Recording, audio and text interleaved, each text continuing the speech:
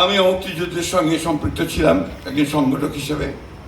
খুব কাছাকাছি মুক্তিযুদ্ধকে দেখেছি, ভয়াবহতা দেখেছি কিভাবে পাক হানাদার বাহিনী গ্রামের পর গ্রাম জ্বালিয়ে দিয়েছে, কিভাবে হত্যা করেছে, কিভাবে নারীদের উপর নির্যাতন করেছে। এটা খুব কাছে থেকে দেখা।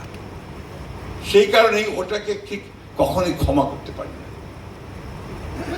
যে কারণে 1971 সালের যুদ্ধ সঙ্গে আর অন্য কোনো কিছুকে মেলাতে পারি না।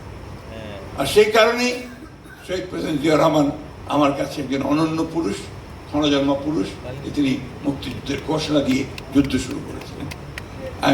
আমি মনে করি এটা আমার কাছে একটা বিরাট ব্যাপার।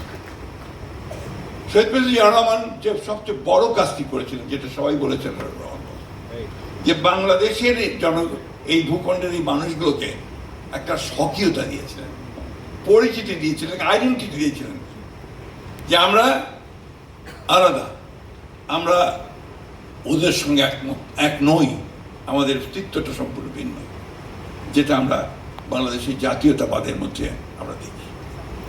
এবং এটার প্রতি কিন্তু সমগ্র দেশের মানুষ দেখুন, এইবারও নির্বাচনে আমাদের বুদ্ধিজীবীরা, পত্রপত্রিকা, মিডিয়াতে একটা হাইপ উঠে দিয়েছিল, যেখানে জামাতে ইসলাম ক্ষমতায় চলে যাচ্ছে, তারা সবচেয়ে বেশি ভোট পেয়ে তারা নির্বাচনে জয়লাভ করবে।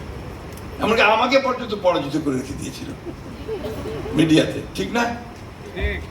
অথচ দেখেন, মানুষ কিন্তু ভুল করলো না, মানুষকে ঠিকই তাদেরকে বাদ দিয়ে বিএনপিকে বেছে নিল। কেন? কারণ বিএনপি প্রতিনিধিত্ব করে একটা উদার গণতান্ত্রিক রাজনীতি। আমি সবসময় যে কথা বলি, জোর দিয়ে বলি, যে BNP is a party of liberal democracy.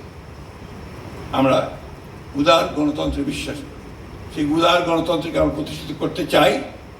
আমরা এখানে অন্য কোনো বিভাজন সৃষ্টি করতে চাই না।